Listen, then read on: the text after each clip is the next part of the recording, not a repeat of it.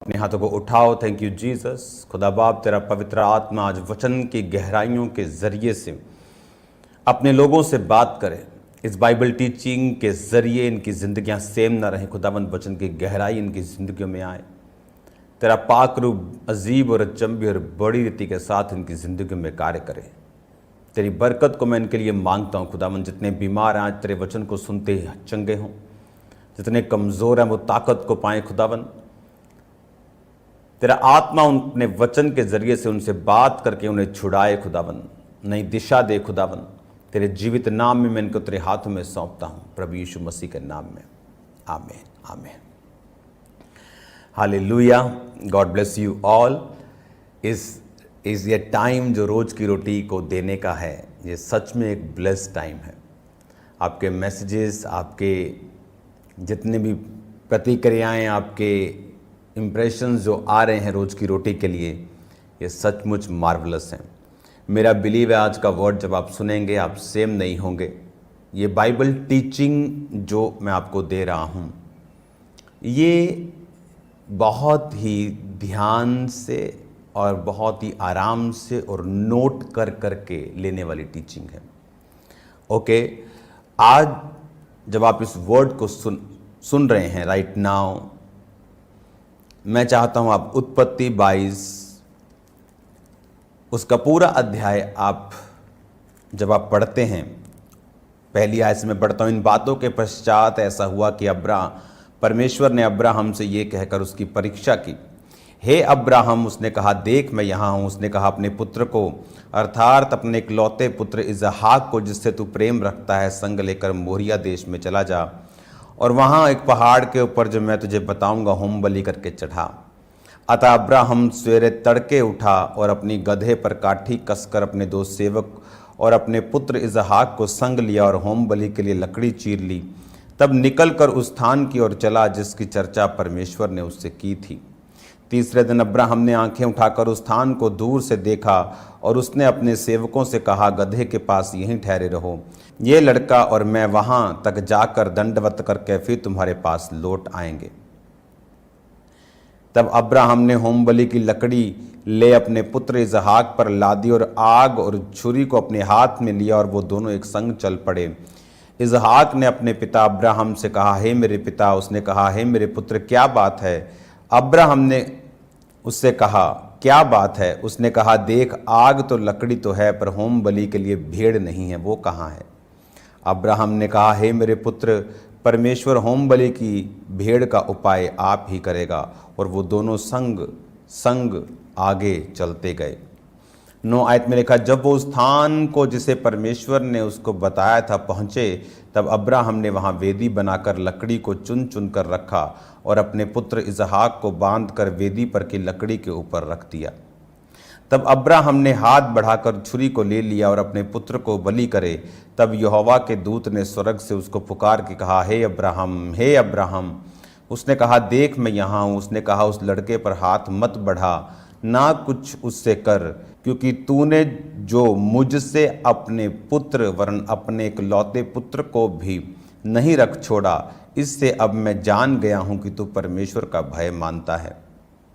तब अब्राहम ने आंखें उठाई और क्या देखा कि उसके पीछे एक मेढ़ा, यानी भेड़ का जो मेल वर्जन है,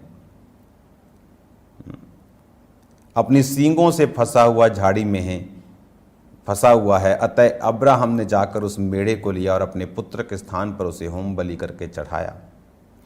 अब्राहम ने उस स्थान का नाम यहोवा यरे रखा। इसके अनुसार आज तक भी कहा जाता है, यहोवा के पहाड़ पर उपाय किया जाएगा।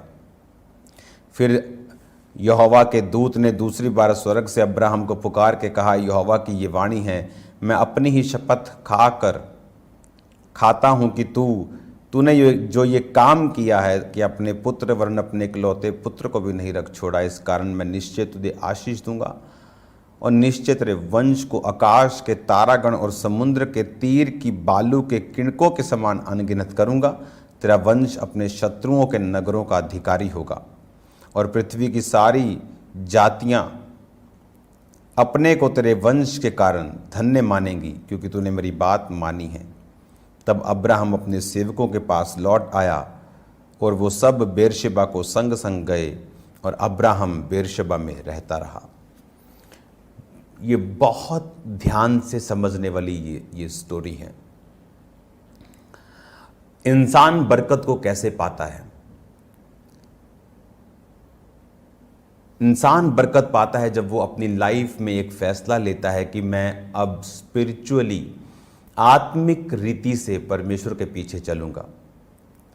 जब इंसान इस फैसले को कर लेता है कि मैं आत्मिक रीति से परमेश्वर के पीछे चलूंगा,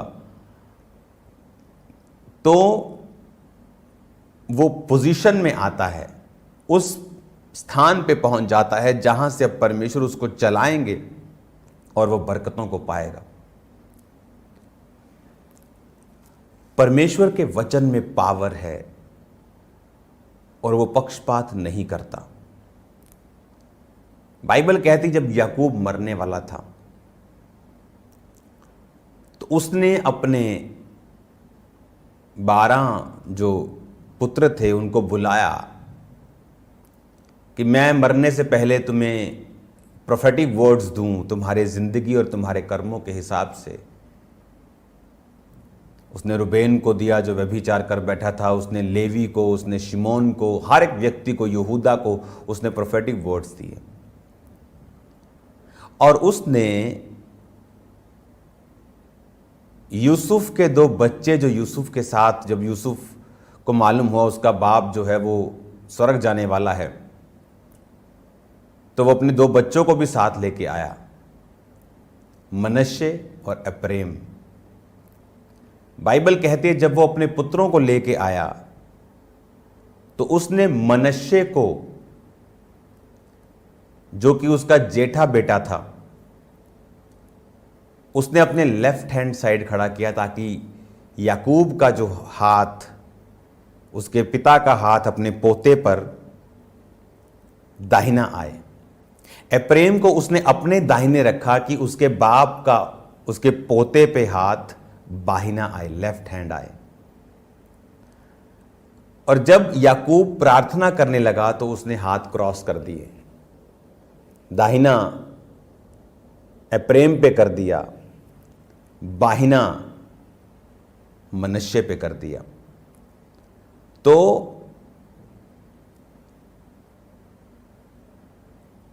उसने कहा पिता ये तो छोटा है, इस पे अपना लेफ्ट हैंड रख, क्योंकि उधर से जब लेफ्ट हैंड आया तो छोटे पे आना था, लेकिन उसने अपना लेफ्ट हैंड बड़े पे किया, अपना राइट हैंड छोटे पे कर दिया। तो उसने कहा ऐसा मत कर, लेकिन उसने कहा नहीं मेरे बेटे, दोनों बरकत को पाएंगे, दोनों आशीष को पाएंगे, लेकिन जो छोटा है वो ज्यादा ब्लेस्ड होगा और बड़ा निकलेगा। तब जो ब्लेसिंग्स रिलीज की गई थी वो सिर्फ मुंह से की गई थी, कुछ पैसा नहीं दिया गया, कुछ प्रॉपर्टी का चक्कर नहीं था कि इसको 10 खेत मिलेंगे, इसको 8 मिलेंगे, तो 10 वाले की आमदनी ज़्यादा होगी और उसकी आमदनी पे आमदनी फिर ज़्यादा होगी, इस तरह वो बढ़ता जाएगा। ऐसा कुछ नहीं था। अगर किसी को प्रॉपर्टी ज़्यादा मिली होगी तो वो बड़े को ही मिली होगी, जिसपे दाहिना हाथ छोटे पे आया। अगर आप याकूब की जगह खड़े हैं और एक बच्चा यहाँ है और एक यहाँ है, बड़ा यहाँ है मेरे लेफ्ट ताकि आपका हाथ इस पे राइट आए, छोटा यहाँ है एप्रेम ताकि आपका लेफ्ट यहाँ आए, लेकिन उसने क्रॉस कर दिया, लेफ्ट यहाँ कर दिया, राइट छोटे पे कर दिया। तो यूसुफ ने कहा नहीं नहीं ऐसा मत कर, उसने कहा नहीं ऐसा ही है। कोई प्रॉपर्टी की वंड नहीं हुई थे, कोई कुछ प्रॉपर्टी नहीं बांटी गई, कुछ अधिकार नहीं बांटे गए, लेकिन स्पिरिचुअली उन्हें ब्लेस किया गया। और आप हैरान होंगे अगर आप गिनती की पुस्तक में जब गोत्र गिने गए, जब गोत्रों की गिनती हुई, याकूब के 12 पुत्र थे, यूसुफ की गिनती उनमें नहीं हुई, यूसुफ के 2 बच्चों की गिनती उनमें हुई, तो यूसुफ हट गया, रह गए 10, 2 बच्चे ऐड हो गए 12। और जब आप गिनती की पुस्तक में पढ़ते हैं, उनमें जब दलों को गिना गया तो आप गिनती की पुस्तक 2 बाब 18 आयत में लिखा, पश्चिम की ओर अप्रेम की छावनी के झंडे के लोग अपने दलों के अनुसार रहें, और उनका प्रधान अम्मीहूद का पुत्र एलीशामा होगा। उनके दल के गिने हुए पुरुष 40,500 हैं। उनके समीप मनश्शे के गोत्र के रहें, और उनका प्रधान पदासूर का पुत्र गमलीएल होगा। उनके दल के गिने हुए पुरुष 32,200 हैं। एप्रेम, जिस पर याकूब का दाहिना हाथ आया था, जो छोटा बेटा था यूसुफ का, बाइबल कहती जब उनको गिना गया कुछ सालों के बाद, कुछ पीढ़ियों के बाद, तो 40,500। और जब बड़े बेटे के गिनती हुई पॉपुलेशन की, जो लोग युद्ध करने के योग्य थे, जब उसकी गिनती हुई तो उसकी गिनती हुई 32,200। इमेजिन करो, बड़ा भाई उसकी शादी पहले होगी तो बच्चे पहले होंगे, बच्चे पहले होंगे, उनके बच्चे पहले होंगे, उनकी शादी पहले होगी, तो किसकी पॉपुलेशन बढ़नी चाहिए? बड़े भाई की। लेकिन छोटे भाई की पॉपुलेशन जब उसके वंश को गिना गया तो वो 40,000, और छोटे को गिना गया तो 32,000। ये फर्क तब पड़ा था जब हाथ आया था स्पिरिचुअली। ये लाइफ आत्मिक है, शारीरिक नहीं है। ये लाइफ इस बात पे निर्भर नहीं करती कि आपको आपके बाप दादाओं ने कितनी प्रॉपर्टी दी है। अगर आप ब्लेस्ड हैं, अगर आप आशीषित हैं, बाइबल कहती है अब्राहम इसहाक को अपना सब कुछ दिया। जब एक आदमी ने अपना सब कुछ इसहाक को दे दिया, तो दूसरी जगह वचन ये कहता है, जब आप बाइबल में स्टडी करते हैं तो दूसरी जगह वचन ये कहता है कि अब्राहम ने अपने बाकी पुत्रों को भी कुछ कुछ देकर पूरब की ओर भेज दिया।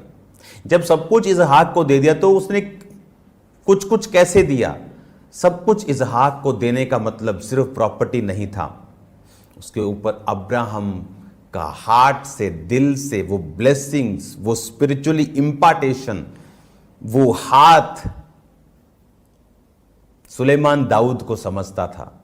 बाकी बेटे दाऊद के साथ रहते थे, लेकिन सुलेमान ने दाऊद की लाइफ को फॉलो किया। उसने उसके प्रार्थना करने के तरीके को, परमेश्वर के साथ जुड़े रहने के तरीके को, बोने के तरीके को, परमेश्वर के साथ जब उसने पाप भी किया किस तरह से वो रोया और खुदा के साथ जुड़ा रहा, उन सब चीजों को उसने बारीकी से देखा। वो बड़ा होके उसको स्टोरीज मालूम हुई कि तेरे बाप ने गुनाह किया और इस तरह से रिपेंट किया और इस तरह से उसको दुखी हुआ, खुदा को नहीं छोड़ा, बहुत सारी चीजें। और बाइबल कहती है कि सुलेमान को परमेश्वर ने राजा होने के लिए चुना, जबकि दाऊद के जो दूसरे बेटे थे उनमें से कुछ बेटों के जो नाना थे वो राजा थे। दाऊद की पत्नियां थी बहुत सारी, तो एक पत्नी राजा की बेटी थी, तो उसका बाप बच्चे का नाना राजा है, बाप दादाओं से राजे हैं, वो एक्सपीरियंस है, चलने का तरीका मालूम है, बात करने का मैनर्स, एक्सपीरियंस। एक बंदे को अगर 10 साल सरकार चला ले तो उसको सब A to Z मालूम होता है। तो एक बंदा जो पीढ़ियों से राज कर रहा है, एक्सपीरियंस। लेकिन खुदावंद ने एक्सपीरियंस वाला नहीं, अपने करीब वाला चुना। आप सेवकाई में नोटिस करो, आप जगह जगह जाएंगे, सेवकाई में बेस्ट लोग नहीं मिलेंगे आपको कि जो बेस्ट थे खुदावंद ने चुना। सेवकाई में आपको नॉर्मल लोग मिलेंगे जिनको खुदा के साथ लगाव था, और उनको परमेश्वर ने फिर ऐसा एक्स्ट्रा ऑर्डिनरी बनाया कि जो अपने आप को बेस्ट समझते, बाइबल कहती वो लज्जित होंगे। और मैं अब्राहम की लाइन पे आता हूं, लेकिन उसके लिए मुझे ग्राउंड चाहिए जो मैं आपकी तैयार कर रहा हूं। तो जो स्पिरिचुअली ब्लेसिंग एप्रेम मनश्शे के ऊपर आई, तो मनश्शे का गोत्र बड़ा होने के बावजूद, बड़ा भाई होने के बावजूद उसकी गिनती 32,000 थी। इसका मतलब जो लाइफ है वो स्पिरिचुअल है। जब आप स्पिरिचुअली परमेश्वर के साथ चलना शुरू करते हैं, जब आप परमेश्वर के साथ स्पिरिचुअली कनेक्टेड हो जाते हैं और आप वचन के अनुसार चलना शुरू करते हैं, तो परमेश्वर का जब हाथ आपके ऊपर आता है, तब उम्र, पढ़ाई, एक्सपीरियंस मायने नहीं करता। अब आपको ये बात समझनी है कि स्पिरिचुअली जैसे ही वो राइट होता है, स्पिरिचुअली उस पे ब्लेसिंग्स को याकूब रिलीज करता है, तो वो ज्यादा ब्लेस्ड है क्योंकि उस पर वर्ड्स रिलीज किए गए।